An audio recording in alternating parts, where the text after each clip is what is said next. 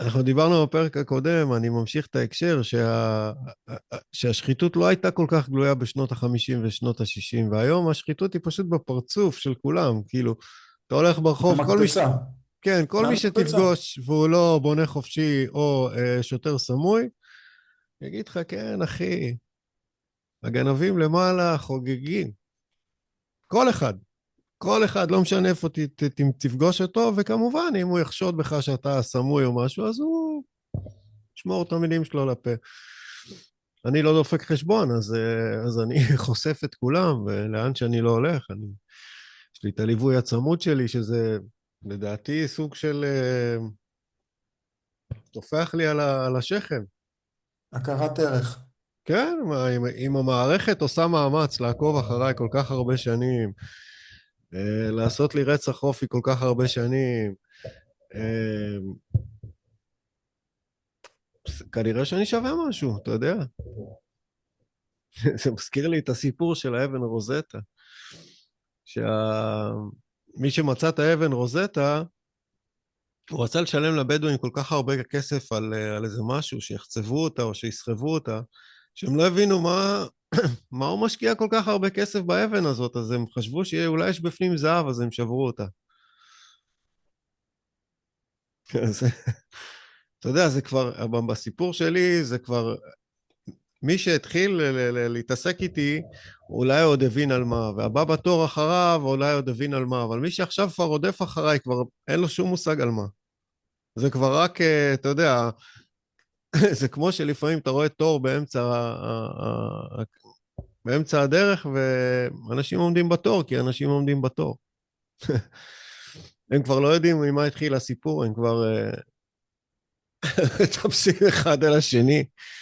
אני רואה אותם, אתה יודע, זה כבר גלוי, אז אתה יודע, אני כבר צוחק. אתה גם חווית את זה, תשמע, גם אתה כשהיית בישראל חווית את זה. עכשיו גם עוד אני רואה תגובות בסרט של מילשטיין, שהם אומרים לך, מה, 12 ניסיונות התנגשות, מה, אתה חי בסרט? טוב, מי שכותב את זה, מי היה מתאמץ לנסות להתנקש בו? הוא לא שווה לירה, הוא מאמין לכל מה שאומרים בחדשות, אז לא היו מתאמצים עליו. אבל אתה, שיש לך ראש, פאקינג ראש, בטח שיתאמצו עליך, בטח שאתה יעד לחיסול, אתה סכנה מיידית למערכת. עד כדי שאני גם מביא תפוקות למערכת, זאת אומרת, לא בדברים של הגועל נפש, אלא בדברים שחיוניים לשרידה של כולנו, ועד כדי שאני מניח שהם גם הבינו שאנשים כמוך וכמוני זה מעין קבוצת ביקורת. זאת אומרת, לראות מה הצלחנו להבין ומה לא הצלחנו להבין. זה גם נכון. יש להם הכל מסודר, רק דבר אחד הם שכחו, שאם הם הורגים את הנהג, לא יהיה להם מי שינהג את האוטו. הם חושבים שהאינטליגנציה המלאכותית, יובל נוח הררי, זה שחושב שהוא אימא בגלל שהוא קיבל מאחורה, אז הוא חושב שהאינטליגנציה המלאכותית היא תנהג לו את האוטו. אני חושב שזה יכול להציל אותנו אם הם יסמכו על האינטליגנציה המלאכותית. איך טמבל יודע מה זה אינטליגנציה? איך הוא מזהה אותה? לא יודע. הוא לא יודע מה זה אינטליגנציה, זה אינטליגנציה מלאכותית. אני שומע את הדברים שיובל נוח הררי אומר, אתה יודע, לפעמים אני באמת מתיישב ומתאמץ לשמוע משהו של מישהו שאני לא כל כך אוהב. כי אני אומר לעצמי, תשמע, ירון, אל תהיה שחצן, תקשיב, אולי יש שם איזה משהו ככה בין הזה. ואני פשוט לא מאמין. אני לא מאמין שביל גייטס יושב שם, ואז אני אומר לעצמי, תשמע, אולי ביל גייטס גם טמבל. הוא הרי ניסה להחביא פחמן באדמה, לא? מה זה היה הפרויקט שלו? הוא חשב שאם הוא ייקח פחמן דו-חמצני מהאטמוספירה ויקבור אותו באדמה, כאילו חסר פחמן באדמה. ואז מישהו שאל, אתה יודע כמה פחמן דו-חמצני יש באטמוספירה? שאל אותו, והוא לא ידע. זה טמבל מסוג מיוחד, שמע, כנראה שבשביל לגנוב לא צריך להיות חכם גדול. לא, גנב זה מקצוע, אתה צריך לשרוד. שמע, אני פגשתי בחיים שלי לא מעט עבריינים, והם היו מתוחכמים, אבל הם היו יותר מתוחכמים ברמה הבין-אישית. זאת אומרת, היכולת שלהם להבין את האנוש שמולם, כמו שכלב קולט את הפחד שלך, או את האומץ שלך, או את המשחקי, מי יצא גבר, מי אמר את המילה האחרונה, בזה הם היו מאוד מתוחכמים. זה בעצם הכלי הכי חזק של עבריינים, העמדת פנים, היכולת שלהם ליצור סביבם את ההילה, זה שיש להם כאילו חיילים, הרי מאיפה באים להם חיילים? אנשים סוגדים להם, אנשים רוצים להיות קרוב לעבריינים, לחוש את הכוח, להיות תחת איזושהי מטריה, אבל כשאתה בודק את האינטליגנציה שלו, די טמבלים, אתה יודע, כאילו, די טמבלים. תראה, אתה רואה? גם אם לביל גייטס יש IQ גבוה, מה הוא עושה כל החיים שלו בלמכור תוכנה? הוא ולדאוג הסתכל פעם שאחרים לא דרך ימכרו תוכנה. הוא הסתכל פעם דרך מיקרוסופט, הוא למד כימיה, הוא היה בצבא, מה הוא מבין? אתה צריך לשמוע את אשתו, צריך לשמוע את אשתו, גם להכיר את הסיפור של אשתו, גרושתו, כן? שהיא יחסית אליו היא ליגה, כן? אני לא יודע איך להסביר את זה, אבל היא באמת ליגה, היא באה ממשפחה שעבדה קשה, שהתמודדה קשה עם המציאות, אנשים שיודעים לנהל בית, בטח אכסניה, כי זה היה המקצוע שלהם. באמת אישה מרשימה. אולי היא לא יפה כמו מילניה ולא סוחפת קהל, אבל כשאתה שומע את הסיפור חיים שלה, אתה אומר, בוא'נה, תשמע, אישה מרשימה. מצא לו יחסית אישה מרשימה. כנראה שהחיבור ביניהם יצר משהו טוב. אבל אם אתה מסתכל על אילון מאסק, תראה איך הוא סוחף קהל בלי סוף. בן אדם הזה לא המציא כלום. הוא נחשב הממציאן הכי גדול בעולם. מה הוא המציא? את המכונית החשמלית? לא. את הטיל? לא. אינטליגנציה מלאכותית? לא. שום דבר הוא לא המציא. מה? חברת חפירות? לא. עדיין הוא הצליח לייצר לעצמו מותג של ממציא על. וכל הקהל, כולל החכמים שבקהל, מחזיקים מאילון מאסק איזה גאון, מי ישמע? והוא לא.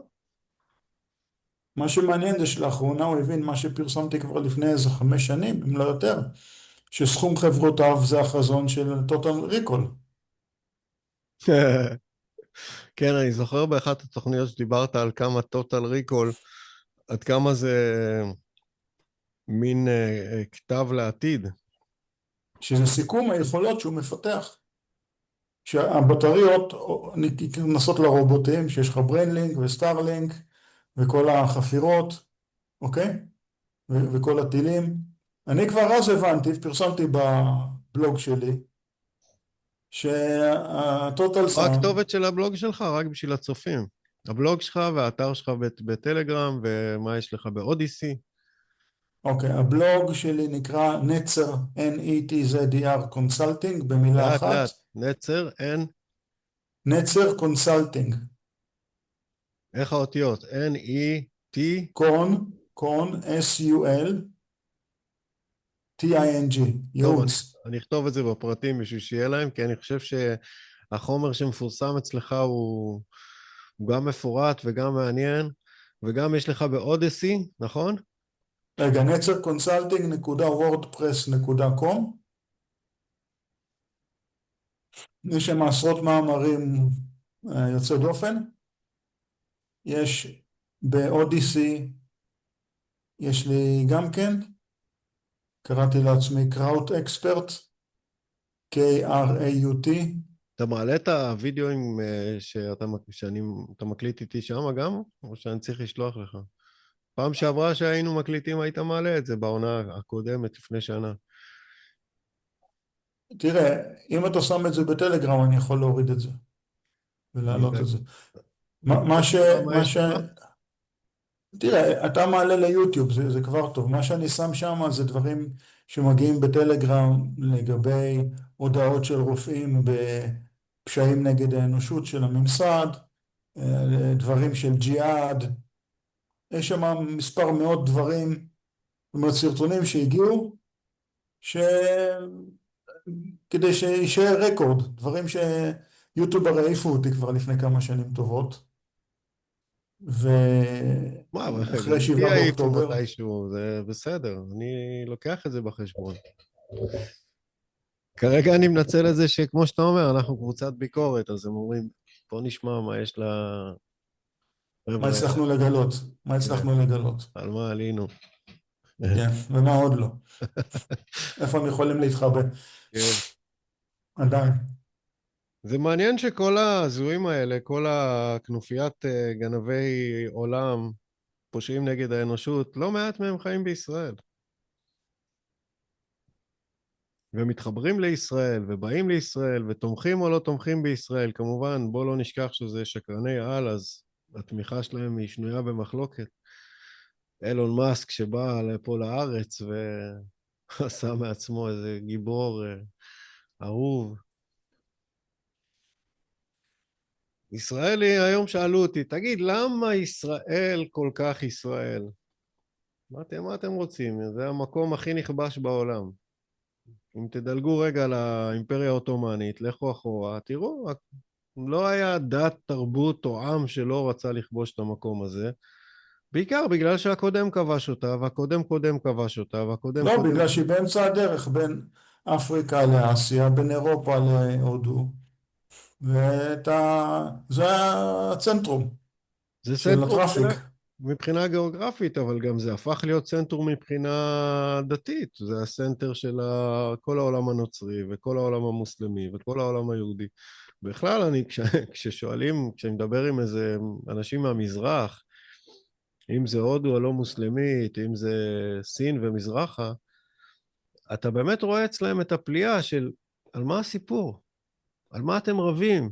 על מה אתם מתווכחים? מה זה בכלל? וזה מצטלצל לי עם הדברים שאמר, מי זה היה? ג'ינגס חאן, אני חושב, שהוא התייחס לאסלאם אז, והוא אמר, אני לא כל כך מבין על מה אתם מדברים, מוסר אנחנו מביאים לעולם איזשהו רעיון, באיזשהו מקום אני חושב שהיהודים שומרים את הרעיון ההיסטורי של פירוק ההיררכיה המתמשך. בעצם כל פעם עולה היררכיה חדשה ואליטה חדשה שרוצה לצמצם את האנושות ולמשמע את האנושות, וכל פעם קם איזה שמישהו ושובר את הכלים.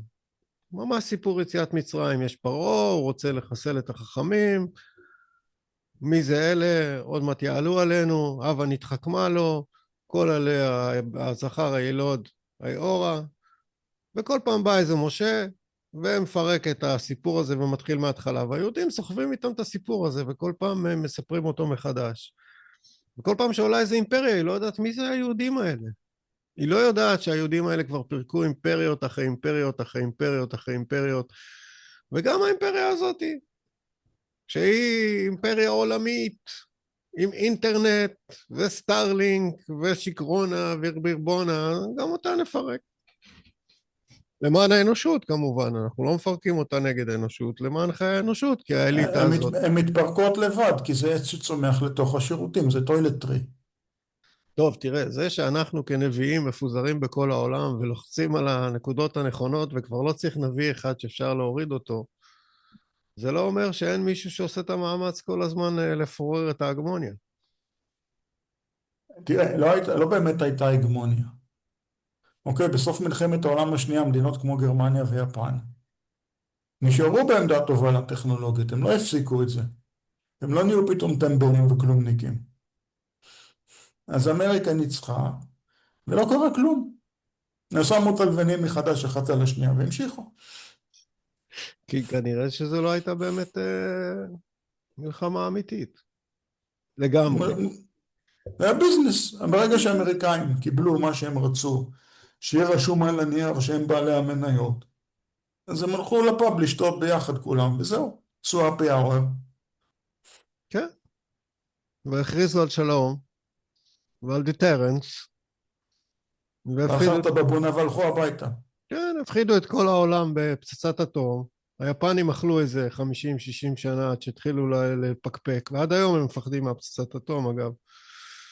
הם עדיין לא בטוחים שיעבדו עליהם. למה? הם דווקא הראשונים שיודעים, הם יודעים שאין נזקים לאורך זמן, וגם אבל נוח להם להפיץ את השמועה כדי להחזיק את הסינים. ב... נו, הנה, אז אתה רואה, זה חוזר על עצמו. זה פשוט גלגל, זה פשוט, זה הרשלה, זה אין, זה סיפורי הרשלה. זה פשוט סיפורי הרשלה, זה הרשלה, באים הילדים מציקים לו. הוא אומר להם, תשמעו ילדים, יש חתונה שם במורד הרחוב, מחלקים סוכריות. ואז הוא נשאר לבד. הוא הולך לשם גם כן, אז מישהו שואל אותו, תגיד לאן אתה הולך? הוא אומר, אני לא יודע, אולי יש שם באמת חתונה. תראה, כל הילדים הלכו. זה כאילו, הם סיפרו לעצמם בלוף האמריקאים. עכשיו האמריקאים מפחדים ממה? מה מפחיד אותם אצל האיראנים? יבואו בור ויחפור בו, ונפלו בו. אתה יודע, קודם כל טוב שאנחנו צוחקים מהטרגדיה האנושית הזאת. אל תשכח שבטרגדיה האנושית הזאת, as we speak, כמה מאות מתו. as we speak, כן? מתו אוקראינה בעולם. כבר מעל זה, יחד עם הרוסים כבר 2.5 מיליון מתים. זה רק אבל במלחמה. מה עם כל זה, מערך הבריאות שהוא פשוט משמידן סדרתי, רק בשביל למכור כל מיני שירותים רפואיים למחלות לא, זה בגלל שזה מגן על קרנות הפנסיה. שהם גם איזה בלוף אחד גדול, כי תחסוך ברור. לפנסיה. למה בכלל גרמתם לי להפסיק לעבוד? אני לא מבין. למה אני צריך לצאת ממעגל עבודה בגיל 60, 65? כי לא נוח לכם, כי פתאום האנשים נעשים יותר מדי מבינים, ואז כן. צריך להשאיר רק את הצעירים המתלהבים במערכת. צריך לשמר, לשמר את הבלוף. אוי, אוי, אוי, אוי, איזה עולם אנחנו חיים, איזה בדיחה. תראה, אם האמריקאים באמת היו מאמינים בשטויות האלה, הם לא היו מעזים להילחם נגד האיראנים. לא היו מעיזים. בטח לא נגד... והמלח... והמלחמה באוקראינה לא הייתה קורית. כי ברור. כי טיל אחד ונגמר הסיפור. או טייס מתאבד אחד, וגמרנו.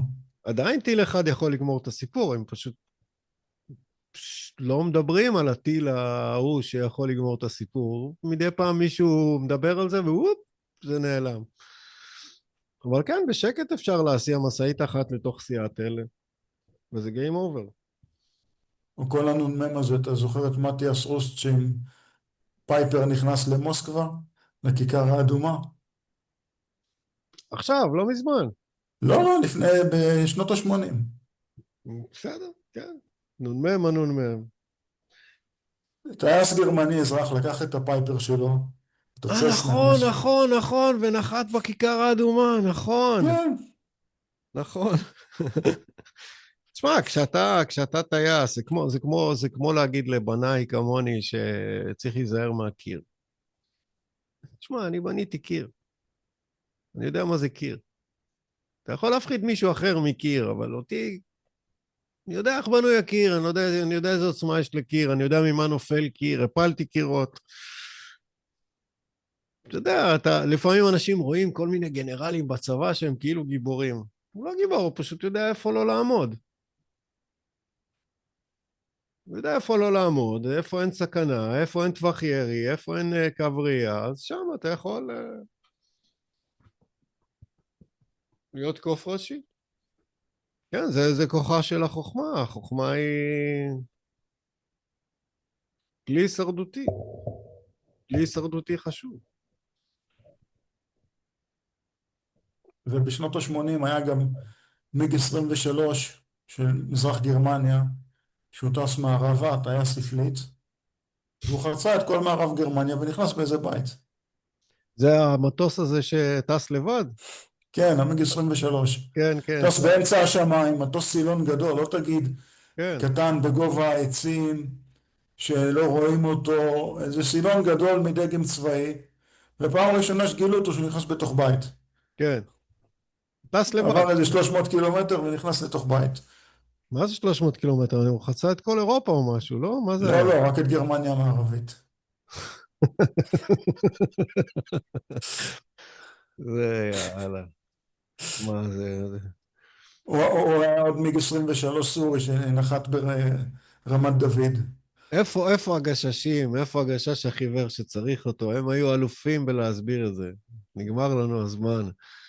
חוץ מלהגיד שאנחנו מתגעגעים לגשש החיוור ולבדיחות של הגשש החיוור, תן לשים את הראש על דיונה, זה מלחמה בלוף, עזוב אותך.